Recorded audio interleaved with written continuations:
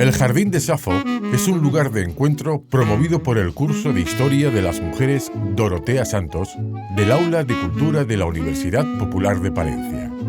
En estos podcasts vamos a conocer la biografía, pero sobre todo la obra y el pensamiento de mujeres que han dedicado su vida a las letras. Poetisas, ensayistas, periodistas o novelistas, compartiendo una labor de investigación y participación de las alumnas. Dice un párrafo de la escritora que vamos a conocer a lo largo de este programa. La memoria es frágil y el transcurso de una vida es muy breve. Y sucede tan deprisa que no alcanzamos a ver la relación entre los acontecimientos. No podemos medir la consecuencia de los actos. Por eso, mi abuela Clara escribía en sus cuadernos para ver las cosas en su dimensión real. Desde luego, Isabel Allende escribió mucho y escribe y vive. Es una mujer realmente apasionante y apasionada con la literatura, pero también con la vida. Si alguna vez tuviste la fortuna de leer obras tan maravillosas como La Casa de los Espíritus o Retrato en sepia, entonces el nombre de Isabel Allende no debe ser desconocido para ti. No te pierdas este post donde te vamos a hablar de la obra de esta mujer, pero como te decíamos también de la vida, porque es realmente intensa.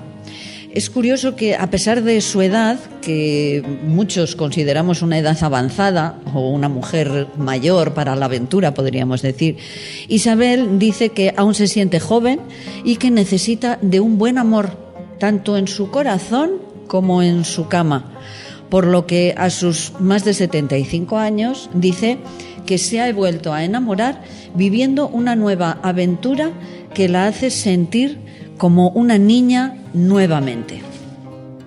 Isabel, vamos a comenzar por conocer su biografía. Es hija de un diplomático chileno llamado Tomás Allende Pez, que fue primo hermano del expresidente chileno Salvador Allende, aunque en algunas citas se les vincula erróneamente como hermanos. Su madre es Francisca Llona Barros. Nació en Lima, pero su padre estaba ocupando el cargo de secretario de la Embajada de Chile en Perú y tiene también dos hermanos menores llamados Juan y Francisco. En el año 1945 sus padres se separan, por lo que la joven Francisca vuelve a su tierra natal, Chile, junto con sus 3 hijos. Vivieron allí desde el año 46 hasta el año 53.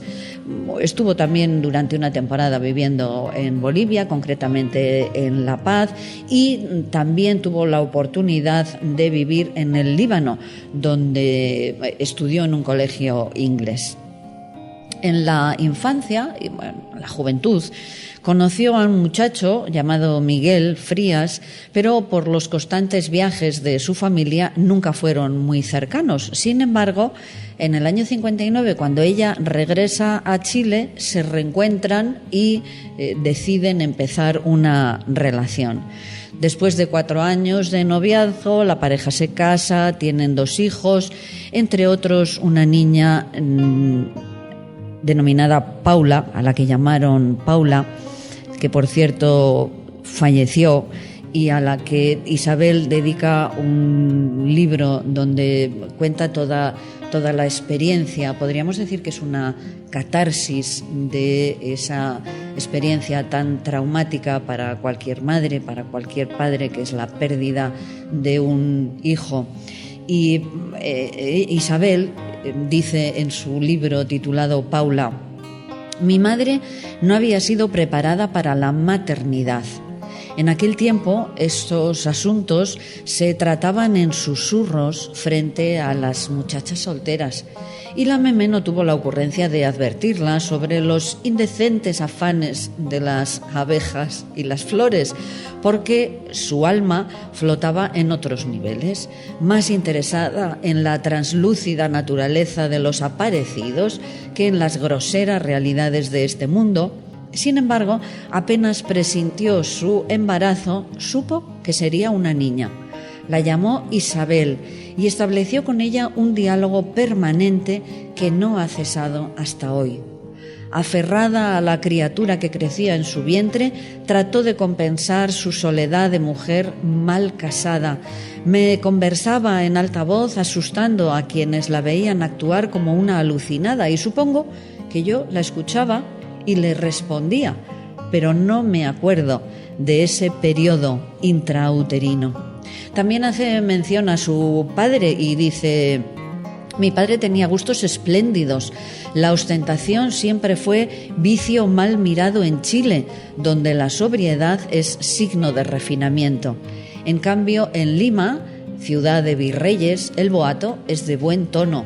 Se instaló en una casa desproporcionada a su posición de segundo secretario de la embajada.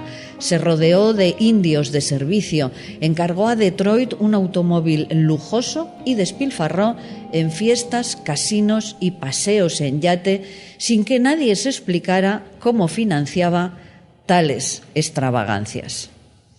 Su matrimonio, por cierto, no fue de cuento de hadas. Su esposo, con una actitud machista común en esa época, por cierto, le exigía que mantuviera la casa y los niños en punto. Esta situación, como a otras muchas mujeres chilenas, le provocó a Isabel un fuerte grado de estrés. En un punto de su matrimonio, la escritora se fuga con un poeta que le promete una mejor vida y situación, dejando incluso a sus hijos.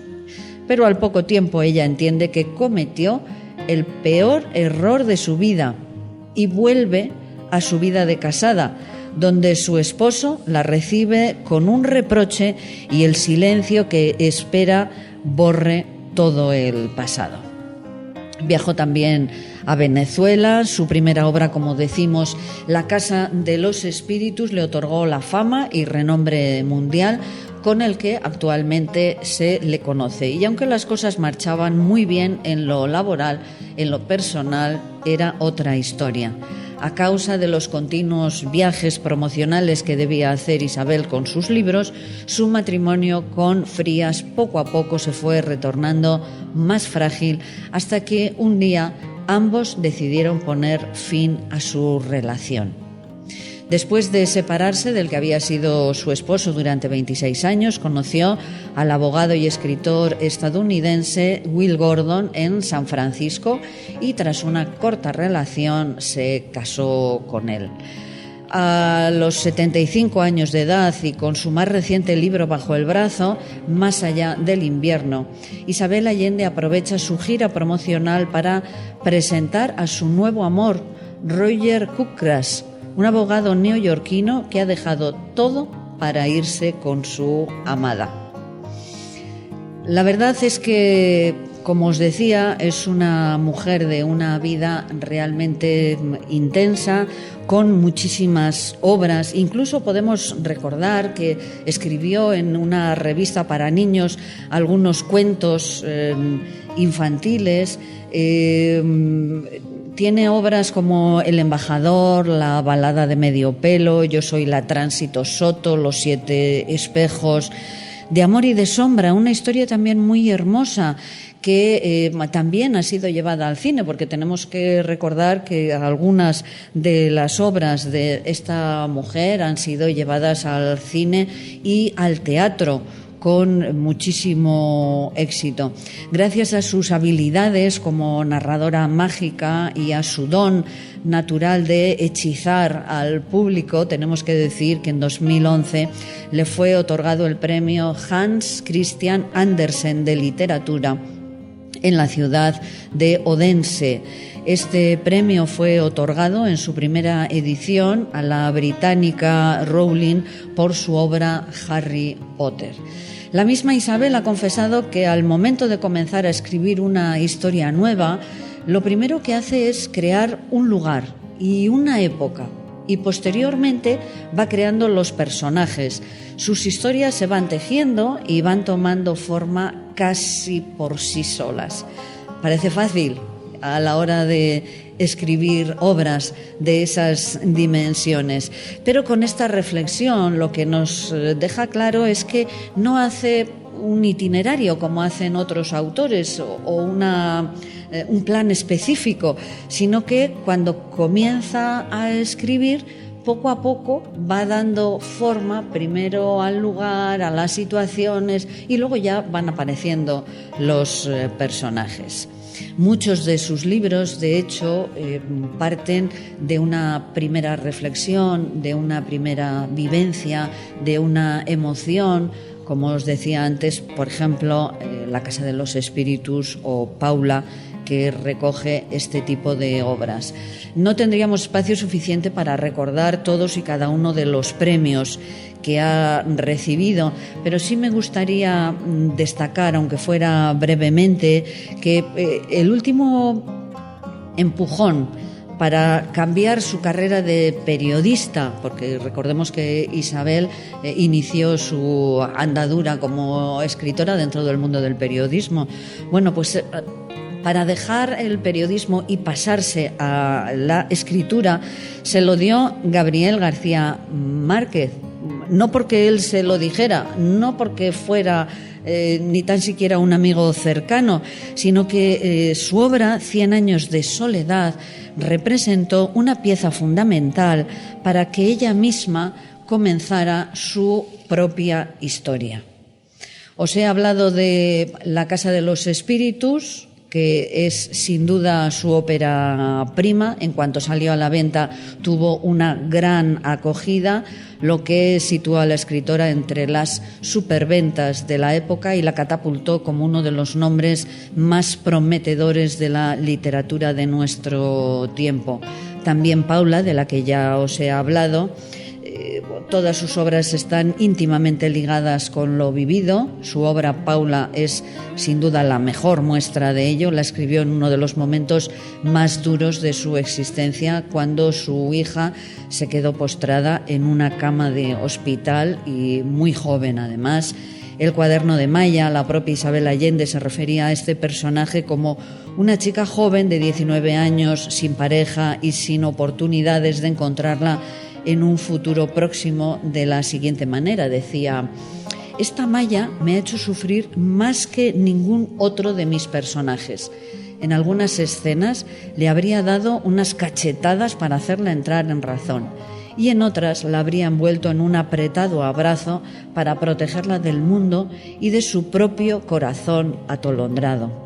Un libro que te envuelve, que te provoca impotencia ante los actos y decisiones poco acertadas que va eligiendo la protagonista, y que, sin embargo, como aseguraba Allende, en ocasiones te dan ganas de estrechar entre los brazos y de darle consuelo, porque, como la propia Maya dice en uno de sus pensamientos que podemos encontrar en el libro, donde pongo el pie no sale más pasto. Y hace ya unos cuantos años llegaba también a nuestra librería la primera novela policíaca de esta escritora hispanoamericana. Al más puro estilo de Agatha Christie, nos presenta un puzzle cuyas piezas van encajando a la perfección a medida que pasa las páginas. Todo un desafío para el lector, que le mantiene en vilo hasta el final. Por cierto, un final nada previsible. No os voy a hacer un spoiler, pero es un mundo muy oscuro donde no hay ninguna redención. Es brutal. Pensé que podía escribir una novela con mi realidad y como veo el mundo, pero dentro de esta fórmula, dice la propia Isabel. Yo vivo en la bahía de San Francisco, donde pasa de todo. Ahí no hay nada que inventar. Todo lo que pasa aquí, si pasara en América Latina, se llamaría realismo mágico, aseguraba la escritora. Destacamos también otros títulos como Más allá del invierno. En medio del invierno descubrí que tengo en mí un verano invencible, decía Albert Camus, que inspiró la novela Más allá del invierno de nuestra protagonista. Largo pétalo de mar. Isabel Allende le puso este título debido a unos versos del poema Cuando de Chile de Pablo Neruda, una historia en la que hay dolor, amistad y lealtad, pero también amor maduro. Mujeres del alma mía es sin duda una de las novelas también en la que realiza un repaso autobiográfico, analiza su relación con el feminismo, entre otros asuntos. Aquí encontramos ya a una mujer madura, sin miedo a vivir, sintiéndose orgullosa de ser mujer. Y para ello recuerda en la obra algunas de las mujeres a las que admira y que lleva en lo más profundo de su alma. Al igual que nosotros llevamos siempre a esta gran escritora, a esta gran mujer que hoy ha sido nuestra paseanta por el Jardín de Safo.